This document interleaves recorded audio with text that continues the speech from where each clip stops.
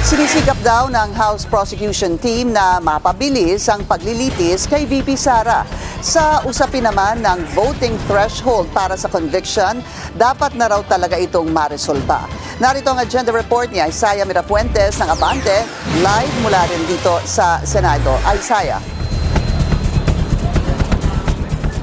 Yes, Pinky, kaapat na araw na nga ng impeachment trial laban kay Vice President Sara Duterte.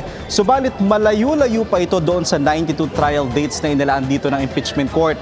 Pero para sa prosecution, Pinky, masaya sila sa kasalukuyang lagay ng impeachment trial dahil para sa kanila naaabot daw nila yung mga targets o goal nila per day.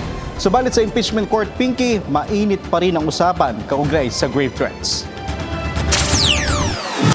Siguro baka itong part na to, itong Article 4, baka posibleng mas maikli siya kaysa dun sa inaasahan. Kasi yari talaga dito sa threats. Yaring-yari sila dito.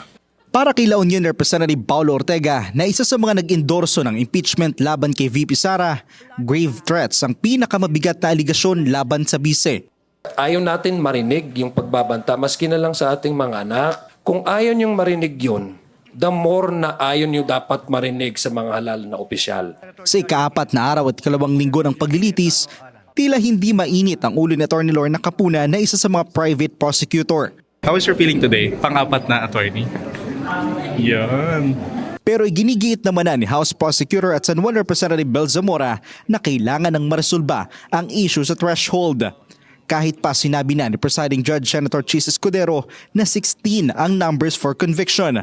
Yes, I believe someone will bring it up sa Supreme Court. So hintayin na lang natin. 16 is not mentioned anywhere in the Constitution.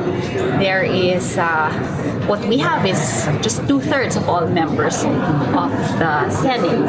So the fact that 2/3 was used means that it is movable.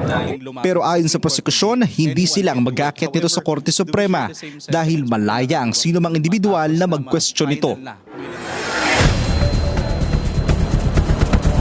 Pinky, base nga sa prosekusyon, gagawin nila ang lahat ng kanilang makakaya para mapabilis ang impeachment trial. Kasi kung titingnan, Pinky, yung pre-trial order, para pa lang sa grave threats, 10 ang inaasahang witnesses na hihaharap nila para yan sa 11 trial dates.